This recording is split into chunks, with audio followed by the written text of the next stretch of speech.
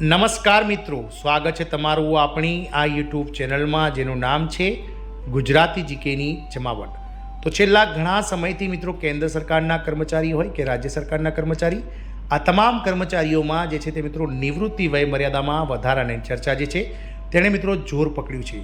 ત્યારે મિત્રો આ રાજ્ય સરકાર દ્વારા જે છે તે મિત્રો આ કર્મચારીઓના નિવૃત્તિ વય મર્યાદામાં 5 વર્ષનો વધારો કરવાની જાહેરાત કરવામાં આવી છે. જાણીએ વિડીયોમાં વિગતવાર કે કઈ રાજ્ય સરકારે કયા વિભાગના કર્મચારીઓની નિવૃત્તિ વય મર્યાદામાં વધારો કર્યો છે અને આ સૂચિત વધારાથી મિત્રો હવે કેટલા વર્ષની ઉંમર સુધી આ કર્મચારીઓને જે છે તે મિત્રો આ સેવા સરકારી સેવામાં જોડાયેલા રહેશે તેને રહીને વિડીયોમાં વિગતવાર ચર્ચા કરીશું. તો વિડીયોના અંત સુધી આ બન્યા રહો. જો આપ અમારી ચેનલમાં પહેલીવાર વિડીયો જોતા હોય, નવા સબસ્ક્રાઈબર હોય તો ચેનલને મિત્રો લાઇક શેર અને સબસ્ક્રાઇબ કરી બાજુમાં રહેલું બેલ આઇકોન દબાવી ઓલ નોટિફિકેશન ઓન કરો, જેથી કરીને ચેનલ પર મૂકવામાં આવતા આવા સરકારી કર્મચારી નિવૃત્તિ વયમર્યાદાના વધારાના ન્યૂઝ વગેરે તમને અમારા ચેનલના માધ્યમથી સરળતાથી ઉપલબ્ધ થઈ જાય. તો વાત કરીશું મિત્રો નિવૃત્તિ વયમર્યાદાની. વાત કરીએ તો અત્યારે હાલ કેન્દ્ર સરકારના કર્મચારીઓની નિવૃત્તિ વયમર્યાદા 60 વર્ષ છે, જ્યારે આ જે વયમર્યાદા છે તે વિવિધ રાજ્ય સરકારોમાં અલગ અલગ છે. ગુજરાત સરકારની વાત કરીએ તો ગુજરાત રાજ્ય સરકારના કર્મચારીઓની નિવૃત્તિ વયમર્યાદા 58 વર્ષ નક્કી કરવામાં આવી છે. ત્યારે આ રાજ્ય સરકાર દ્વારા ટૂંક સમયમાં જ કર્મચારીઓની નિવૃત્તિ વયમર્યાદા 65 વર્ષ કરવાની જાહેરાત કરવામાં આવી છે.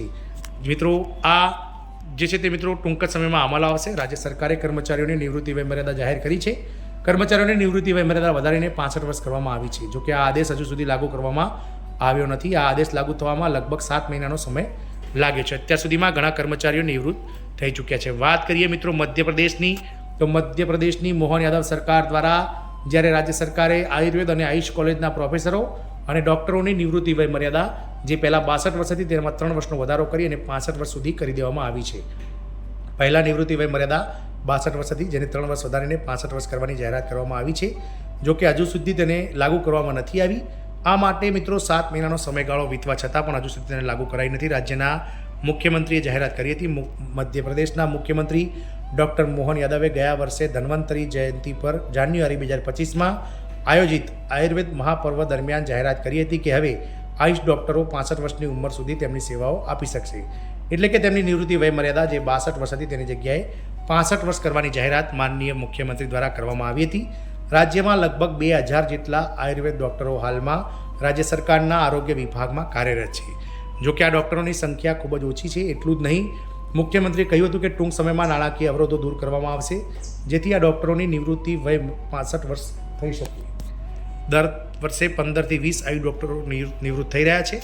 દર વર્ષે 15 થી 20 આયુષ ડૉક્ટરો નિવૃત્ત થઈ રહ્યા છે, જેના કારણે આ ડૉક્ટરોની સંખ્યા ઘટી રહી છે. નિવૃત્તિ લંબાવ્યા પછી દર્દી અનુભવી ડૉક્ટર પાસેથી સારવાર મેળવી શકશે. જોકે લગભગ 2000 આયુષ ડૉક્ટરો હાલમાં રાજ્યના અલગ અલગ જે છે તે જિલ્લાઓમાં કામ કરી રહ્યા છે. આદેશ ટૂંક સમયમાં લાગુ કરવામાં આવશે. મુખ્યમંત્રી ડૉક્ટર મોહન યાદવે આયુષ ડૉક્ટરોની નિવૃત્તિ વય મર્યાદા વધારવા અંગે કરાયેલી જાહેરાતને અમલમાં મૂકવાનું કામ ઝડપી ગતિએ ચાલી રહ્યું છે.